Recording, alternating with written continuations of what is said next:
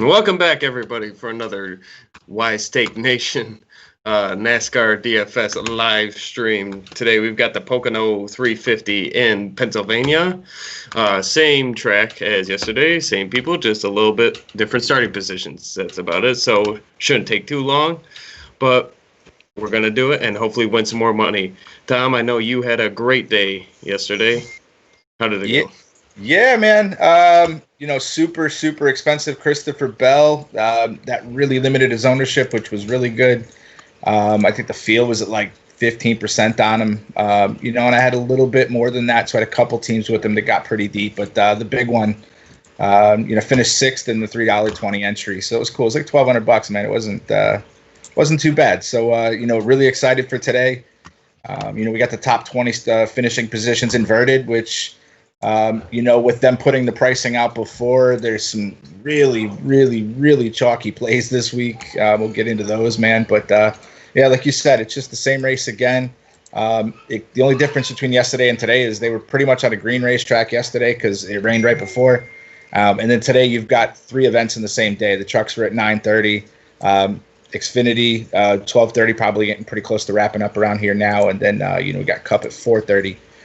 So interesting, man. It's a lot of tough decisions you're gonna have to make today. I think there's gonna be a lot of really good plays, and it's gonna be about how you build your teams this week. Are dominators gonna have the ability to outscore some of these place differential guys, or are the place differential guys like Logano and Jones and stuff like that, who are going to be massively chalk, going to be able to finish where they should, which is like in the top 10, top 15, and get you like 20, 25 place differential points and just smash. So, yeah, how much chalk are you eating today, and how are you going to put them together when you build your teams? I think is going to be what's the fun part. Trying to get some of these guys, a lot of guys under like 15% that, you're going to have to take stands on those guys, and then these guys that are chalk. Like yesterday, the chalk was Eric Jones at like 65%. I think I only had 40. So when that went, it just started rocketing all those teams without it because everybody had him. So that's where I think you're going to have to do kind of the same thing today. These guys like Harvick's and, like I said, Logano's and all them are going to be so heavily owned. You're going to take a stand over and go like 60, 70%, or you're going to be under the field at like 30, 35% to try to get your edge. You think one of them's not going to do well. So, but yeah. If you're new to the show, this is how it'll go. We'll go driver by driver to the different price range tiers. And at the end of the show, we'll answer any questions if you guys have any. But also, if you're new, can you hit that subscribe and like button? That'd be greatly appreciated. But on we go. In this 10K and above range, we've got Kyle Busch up at the top at 11,000, all the way down to Blaney at 10,000. So Kyle Busch started 4th, 5th yesterday. Didn't really get you there, but now we're getting him starting 16th because he finished about where he started. Kyle Busch is another one of those guys that's been vocal about not having practice, and now that he's got a whole race under his belt and he's starting 16th, I think he's going to be much more popular than he was yesterday, even though he has good track history here. He's got a bunch of wins.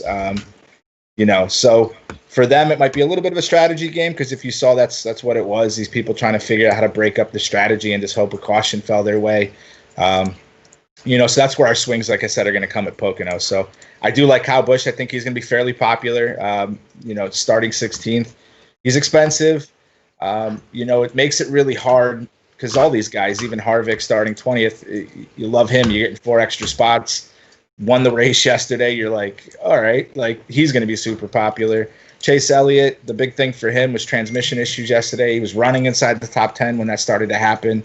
And he was just getting crushed on the restarts and stuff like that. So, him starting 25th, I don't think he's going to be as popular as the other two above him, or even Hamlin below him. But you got a lot of place differential upside if the car is good. They've had a whole day to fix it. So, he's starting from the rear. So the rear to 25th for him, that should be within the first few laps. So I'm not really scared by the starting, negative place differential, but we go over that too. So drivers from the rear, Quinn Hoof doesn't matter. Was starting 40th. Tyler Reddick, who was starting 30th. Doesn't change much for him. Eric Jones was already in the back. We knew that. Joey Logano, same thing. Alex Bowman is to the rear, starting 27th. Maybe, if you were going to go, say, 15, 20%, maybe you'll go 10, 15. Like, you're only going to smidge off a little bit from what you did before. Chase Elliott, you were going over, had transmission issues, so he's starting from the rear. 25th really doesn't change anything for me. I think he'll be in that spot before the 5 laps into the race. BJ McLeod, another guy starting from the rear. Who cares? You weren't going to play him anyways. William Byron, was supposed to start 7th, now starting from the rear. Him and Ryan Preece, who was supposed to be on the pole. Maybe we were talking about this before. Dude's a fade now. Like, you don't want to play him at all. He's got to win the race and dominate, even at his price tag. Like, he'd have to finish way up there in like the top 3, top 5 to pay off. And I think 20th is pretty technical for him. So, Preece, I think, is a pretty much fade. And then, William Byron, if you're building like 150 teams, you throw him in a few. But I don't think you're going to get more than like 5 or 10%. Pretty much he's got to get back to where he was supposed to start to be close to paying off even at the mid-8 price tag. So let me get back in. So we got Elliott, like I said, is good. Hamlin, another guy, finished 2nd yesterday. Him and Amarola were the two that really were the only ones, swapping for the lead. Amarola, 61 laps. And I believe Hamlin only had 2 laps led, but was just like constantly in 2nd place all day long. That's never mind. Hamlin, 10 laps, I'm sorry, which, at his price tag and starting where he started, it was enough to pay off for you. So, those are the guys that were the ones that crushed for us. Blaney was another guy that was popular yesterday, but starting 9th, was having a little bit of issues, ended up finishing 11th after starting up front. So, he kind of hurt you a little bit there. I think as far as ownership, he's probably going to be somewhere in that same boat, maybe 10 to 15%, just based on the fact that everybody else above him is just a much better play. Anybody really higher on in this 10K and above range, or just equally distributed? Well, I mean, Busch and Harvick are going to be, like I said, super, super popular. I think you can get a little bit of an edge on somebody like Chase Elliott, or maybe even Ryan Blaney. You're taking a lot more of a swing with Ryan Blaney, but Harvick and Busch, I think, are by far the most going to be the highest owned guys up here. Gotcha. Let's go into this 9K range. We got 5 drivers here again. Truex at 9,800 down to Clint Bowyer at 9,000. Yeah. Well, the elephant in the room on this one for sure is Logano. Had that tire issue late, blew up pretty much, and finished 36th. Logano's got top 10, top 15 upside, even potentially. I've seen people win the race from 36th here. So, I don't think a top 10 finish is out of the question for him at $9,400. You're getting 25 place differential points. That makes him super popular. So, like I said, he's going to be probably somewhere in that 50 to 60% range because people are looking at him as, the plug and play option. So he's the guy that, of these 2 or 3 huge pieces of chalk, if you're going to try to go with the field on one of them, okay, but the other ones, I think you're going to have to take these stands. It's, like I said, with the Jones chalk yesterday, Jones chalk again today. If Jones wrecks again and he's at 60% again, the lineups that you don't have him on are going to be the ones that are going to get you there. Truex, I like 15th. Keselowski's really good, from 12th too. Keselowski finished inside the top 10. I think he was 9th. And then Truex finished 6th yesterday. So, with the inversion, again, these guys are a little bit safer in this 9K range. Logano's the safest by far, but these guys aren't horrible. And then you got Johnson and Bowyer, which are probably going to be your 2 lower owned options in this range. Johnson probably somewhere in like that 10 to 15% range, and then Clint Bowyer probably something around the same.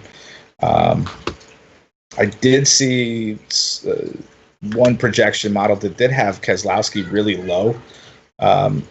All the other ones were a little higher. They had him, I've seen him around 10 to 12, but I've seen him at like 7, 8 on some other sites too. So, if he's going to come in that low, that's somebody that I could see you taking a stand. Great crew chief, good team. Penske was running well yesterday. So, and starting 12th, you're getting 10 place differentials. If he finishes inside the top 3. And, I think for him to get there at that price, you need him to go out and lead like 10, 15 laps and then, finish inside the top 5, I think, to pay off. So that's doable for him. Like I said, Johnson and Boyer, it's going to be a little tougher for those guys. But, again, Boyer goes out and gets you a top 3. He probably pays off. Jimmy Johnson gets you inside the top 5. He probably pays off. So, you're playing kind of the swing. Jimmy Johnson's got his name painted across the start-finish line. So maybe that's something. If you want to play a narrative on Jimmy, Clint Boyer just had horrible luck all season except for yesterday. He was okay. Started 18th, finished 7th. You got your 48 fantasy points yesterday. So, he's starting a little further forward, but, again, still he got you there, almost got you there yesterday. Gotcha. But if we go into this next range of 8K guys, another 5. I can count. 5 people in this 8K range. Up at the top at 8,800 is Christopher Bell, all the way down to everybody's favorite, Ricky Stenhouse. So yeah, Christopher Bell. The thing was yesterday was, were you paying for him? He was 11-1, most expensive guy because he was starting 36th, and that really limited his ownership. Like I said, he came in at like 12 to 15%. Went out and smashed and got you a 73. So you still went 7x. So that was good. Now you're getting him starting a little deeper in the field. Finished 4th. I think that's going to definitely limit his ownership. I think people are going to be a little higher on the fact that he did do well yesterday, and they're like, all right, well, now you got a shot to start in the middle of the track, middle of the field, and maybe swing and go out there and get him. So I think he'll garnish some ownership just because of how well he ran yesterday at an $8,800 price tag. If he can even somewhat close to match what he did yesterday, get you even into the top 7, get you 10 place differential points, he can get there for you. Bowman and Byron, teammates, man, he's going to the back. Like, I don't know what you want to do like with that. Like I said, I'm not so worried about Bowman as much as I am Byron paying off his price tag. So I think Byron's going to come in, super low, like 5%. And then you're going to get Bowman, who's at like 25%. Just because you're hoping he can go out there and get you, say, top, 12, top 15, even at $8,500, he pays off. Kurt Busch with Priest going to the rear puts him on the front row. I liked him just because I didn't think Priest or Dillon had enough to stay in front of him really anyways. So, I was just hoping that, you were going to play one of the 3 of those guys, but never any of them together pretty much on a lineup. So I'm like, how much Kurt Busch exposure do you want now that he's on the front row? I think initially when I was kind of throwing things around, he was at like, 10, 12%. And now that he's up there, I'd say probably closer to 20. I like the fact that I think he should be able to dominate this race early. And then, the last guy in the 8K range, Ricky Stenhouse, pretty much the same narrative that you need from Kurt Busch. Somehow you're going to need the Stenhouse to get out there and lead early and finish well. I think the negative place differential for the 2 of them is there. I think the negative place differential for Stenhouse is probably much higher. I don't think there's going to be a ton of ownership. And, whenever we take Ricky, it's either because we're at a super speedway and he's safe, or we're taking him at any other racetrack and just hoping to God that he finishes the race. So, that's your Ricky Stenhouse narrative always. So that's the wrapping out the 8K range for you. And let's go into the 7K range. We got 7 drivers here, starting up top at Kenseth at 7,900, down to Ty Dillon at 7,000 even. What do we got? 8. So Kenseth, you're just hoping that now that he's the same thing, kind of like with Kyle Busch, got a little bit of practice under his belt. Is he going to do better today? 10th place, where he finished yesterday. I mean, he doesn't have to do much as far as moving forward. Probably 3-4 spots would pay off at 7,900. Definitely don't think he's going to be very popular, but again, you're getting somebody super low owned, like sub 10%. If you want to take a stand on one or two of these guys and say, all right, I'm going to try to get an edge and take 15% Kenseth because I think he's going to be able to finish inside, say, the top 5, then, by all means. Tyler Reddick, I'll skip over MDB for right now. Tyler Reddick, Eric Jones are like super duper chalk today. Tyler Reddick, not as much as Eric Jones. I think Eric Jones, again, is going to be somewhere in that 60 to 70% owned because he's $7,400. He's starting in the very back, and he's got top 10 upside. So, again, this is where you're going to have to take these huge stands. It's like, are you going to go, if you're building mass entry, are you going 80, 85% and just expecting him to do what he's supposed to do because he's going to be on the optimal lineup? Or are you saying, man, he's going to do the same thing he did to everybody yesterday and I'm put him at like 30% and hope to God that he hits the wall? So kind of the same boat for Tyler Reddick. Jones is cheaper, so Reddick is, you're getting 8 extra spots. Tyler Reddick, was running well, I think, until him and Jones both had the issues and ended up finishing deep in the field. Reddick, I think, was inside the top 10 again, so you're hoping for 15, 20 place differential points for him at $7,600 to pay off. You got Bubba Wallace, Amarola, and Ty Dillon wrapping out the 7s. Bubba Wallace, I think, is probably the least popular because pretty much everybody else in this range has something great for him. Amarola starting 18th. The dude led 61 laps yesterday, so if he can go out and get you a top 5 starting 18th at $7,200, he's paying off for you. He'll be fairly popular just because of how well he ran yesterday, and hopefully they call this transition today. And then Ty Dillon was the only piece I had wrong in the $3 yesterday that would have won. When I was winning, right before the last round of pit stops happened, I was sitting in first place all by myself, so it was phenomenal. And then I was like, all right, pit stops are going to cycle through. We're going to have like 20, 25 laps left to go in this race, and as long as it stays the way that it was, I'm gonna smash. And then Ty Dillon with I think with 35 to go, somebody gets a run on from behind and just kind of rips the rear quarter panel off just this little bit, enough that they had to pull in to make sure there was no rub on the tire. And that's what pushed him back deep in the field. He was running like 10th or 11th, and I was winning 10K. It was a crazy feeling there for a minute, but let's 26th. I'll take that. You're starting even deeper. I believe yesterday, he started 34th and finished 26th. Even with that incident, he didn't kill you. I still got 26 points out of him, but another 15 spots would have been like 40 or 45, and like I said, it would have been epic. I definitely see myself going back to the Ty Dillon well again this week because he's a solid pick. As we start getting a little cheaper, it's going to get really, really dicey. So. I think I said roster construction is going to be fun. You're going to try to be building, you're going to try to stay away from the full scrubs like we always do on these kind of tracks like we did yesterday, and it panned out perfectly. So you stay away from those super cheap guys, but then it starts to really, force your hand on some of these cheaper guys, because you're trying to really stuff in the top. So it's like getting the right piece down here, with the guy starting in the middle of the field and in the back and the front. Gotcha. If you haven't already, please like and subscribe.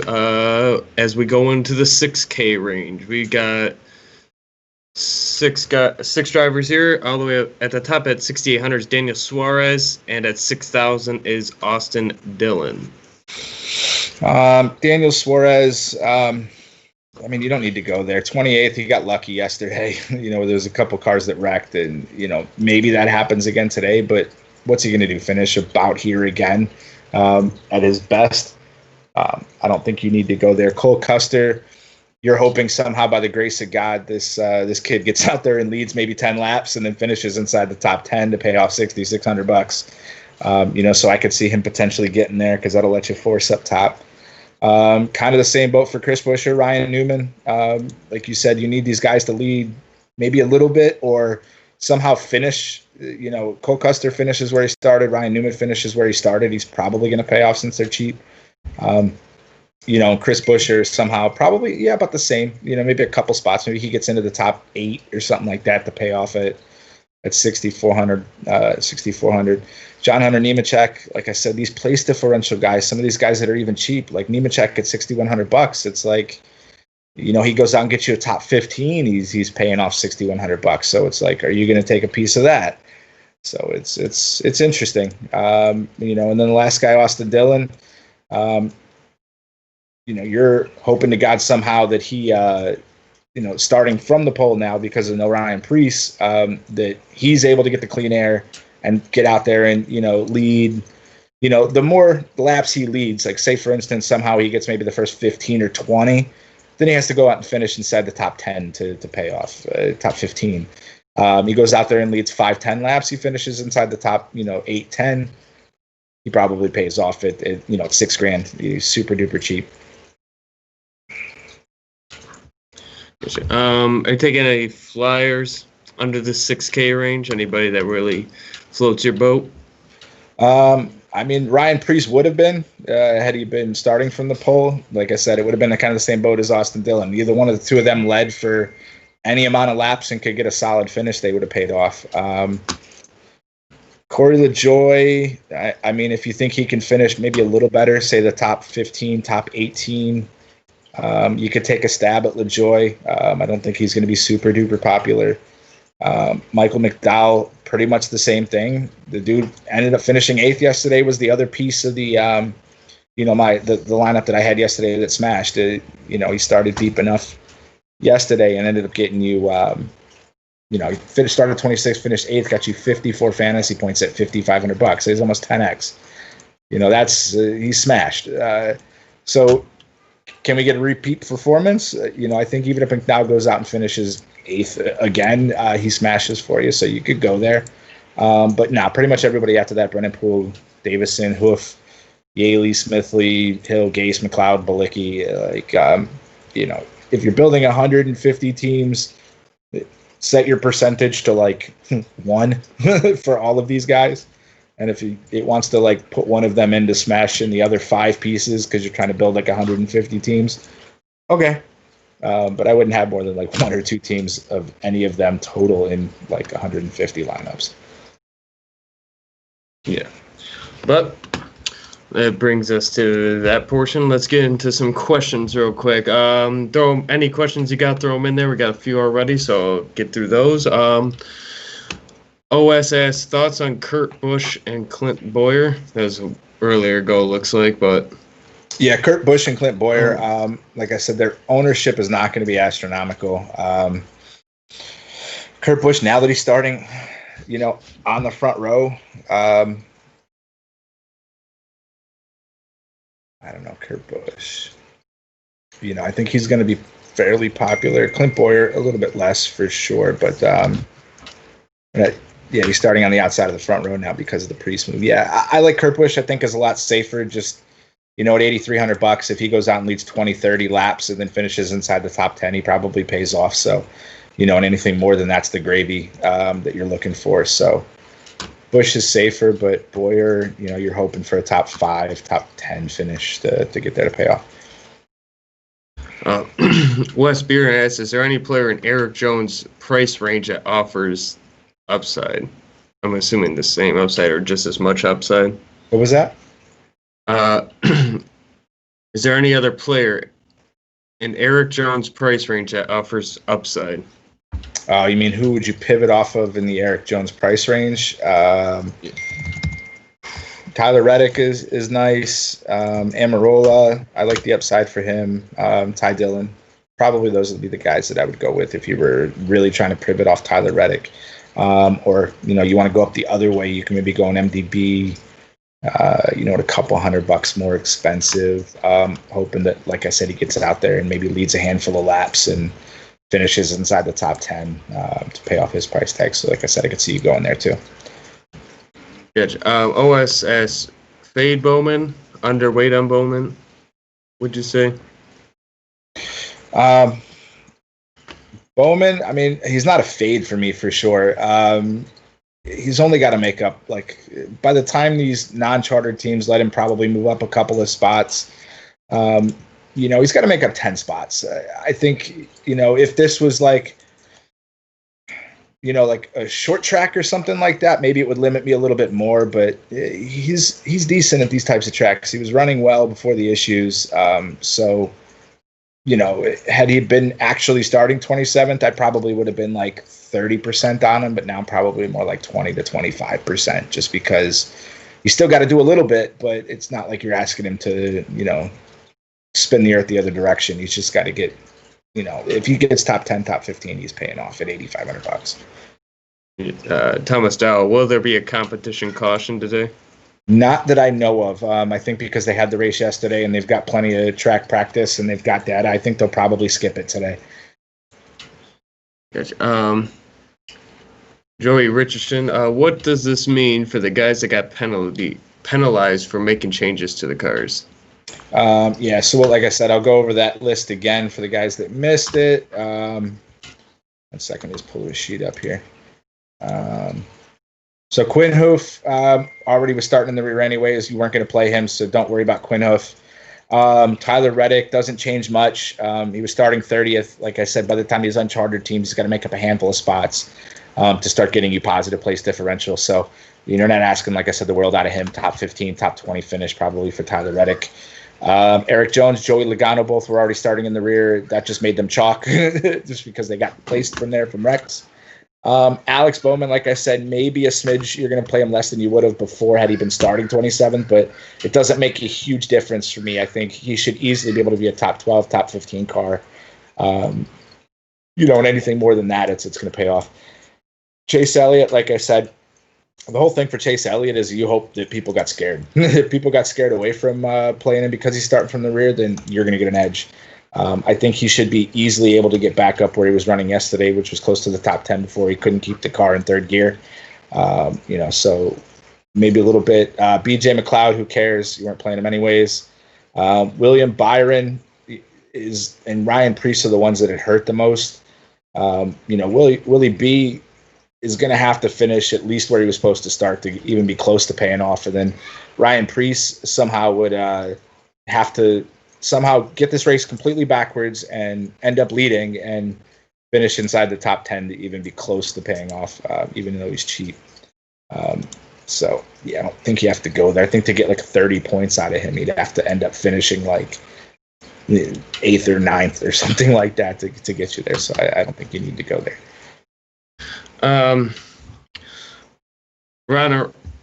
Roner one, Bowman or Amarola? Bowman or Amarola? Amarola. Yeah. Amarola's much safer. Bowman, he's still got to do something. So. Gotcha. Jeremy Duggan asks, FanDuel cash, Logano, Amarola, Jones, Reddick, Bowman. FanDuel cash.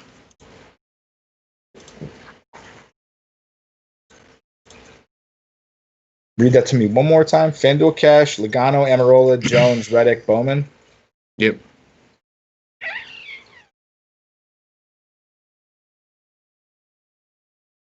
I think that's going to be probably one of the chalk, fairly popular cash builds. You're going to see Logano, Amarola, and Jones and Reddick. Bowman, I think, is probably going to be your lowest owned piece, but if that's what you needed for price, then I don't hate it. He gets you up into the side of the top. I mean, all these guys, even though they're starting from the rear, all these guys have top 10 potential. So if these guys all get inside the top 10, you're smashing, and you're definitely going to have the winning lineup, but I expect it to be very popular. Gotcha. Robert Kahn asked, who wins the race? Like always, he likes to know who you think's going to win. I would like to see Amarola win it. I thought he was going to have it yesterday. Led 61 laps. He looked really, really good all the way around the track. It's the closest thing to a road course you're going to get out of a oval-shaped track. So I could see him, and him coming from 19th, that would be, or 18th, that's going to be a complete smash for him too. So, I think both, I guess from a betting perspective, probably because the odds are probably pretty good with him starting that deep. I would go there. But even Kevin Harvick's got another chance to win this race like he did yesterday. Kyle Busch could win this race. So, and sneaky, maybe another Keselowski or something like that. But I think it'd be probably one of those. You're going to get a big name that's going to win this race. Like, you're not going to get some, rookie or nobody, in my opinion, that's going to win this. Gotcha. JJJ asks, best GPP sleeper with low ownership? How low you want to go? Yeah. That's the question. All your scrubs are gonna be super low owned, but don't go there. I guess like the biggest sleeper that I can see coming in super low would be somebody like Ricky Stenhouse. And like I said, you somehow get him to go out there and lead a couple laps of this race and then finish inside the top 10. He's gonna be super, super low owned. I guess, and then from potential dominators, I like that Keselowski. Like I've said, I've seen him low on some sites, so I would like to I could go there. I could definitely see myself taking a stand on an over if he comes in at like 6-8%. I could see myself going 10 to 15 to try to get an edge because you're not asking a whole ton out of him either. But yeah, that's probably where I'd go on the, that's guys that are sub 10% that you could take a stab at, even MDB, as far as low end guys. Yes. OSS.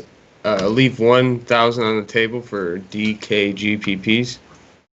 I don't think you have to, but if you built a team with place differential and like didn't really have any dominator on there at all, and maybe you don't have to though. I mean, like I said, I don't think this is not a super speedway where you're trying to leave a few thousand. If you did it and you like it, okay, but I don't think I'd go much more than that if you build. Gotcha. Kenny Myers asks, Amarola, Busher, or Jones and Nemechek? Which pair do I like better? Jones and Nemechek are safer. I really do like Amarola. I just don't think Busher's as safe as the other two combined for sure. Jones is super safe, and then Nemechek is fairly safe. Gotcha.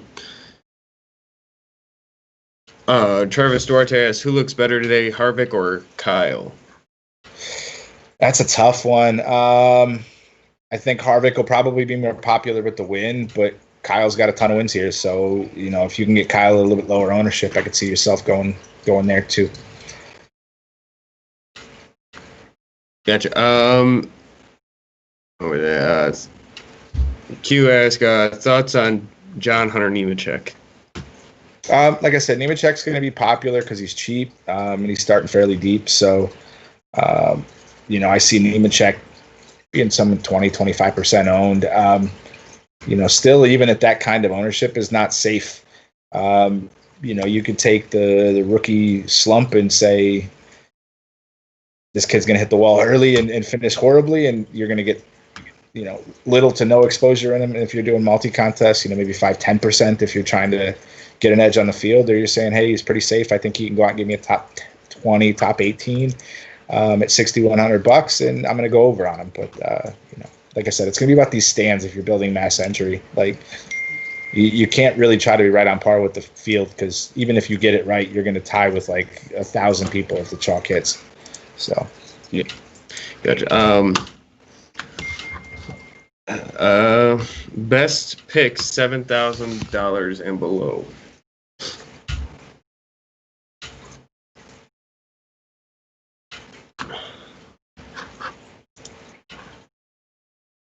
Safest, 7K and below are probably Ty Dillon and Nemechek. And then if you wanted to try to get different, like if you're super safe on the other side and you're trying to build for GPPs, maybe getting a piece of Austin Dillon, hoping that he leads a little bit early. Then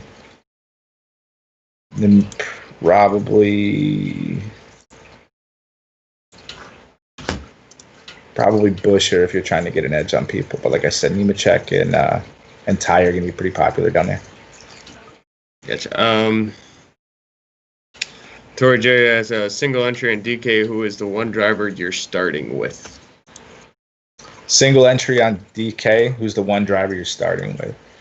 It's going to either have to be, if your foundation is going to have to be either Eric Jones, Joey Logano, or those two probably, if you're only doing single entry, I think are going to be, you're going to see those guys in single entries probably be like 70%. And it's going to be like, if you just have to get that one right. Like, did you get the guy that everybody took and he didn't do good, and you got the right piece that, because you can't probably get everybody that you want together. I mean, you can get Jones and Logano together. I think even the two of them in single entries, cash style stuff is going to be your base for most lineups. Gotcha. Anthony Vaughn asks, Byron and Truex or Harvick and Buescher? Byron and Truex or Harvick and Buescher? Everybody keeps bringing Buescher up, so I like that everybody's kind of high on Buescher, so... Oh man, Harvick is like super, super safe. Byron and Truex aren't as safe together as Harvick is, but Buescher, everybody's kind of like a Buescher, so I'd probably go Harvick and Buescher over the Byron Truex combo. Okay. Yeah, it looks like all caught up on questions though, but I think we've answered a lot of things. We brought in all the knowledge and all that. I think we're pretty set here. But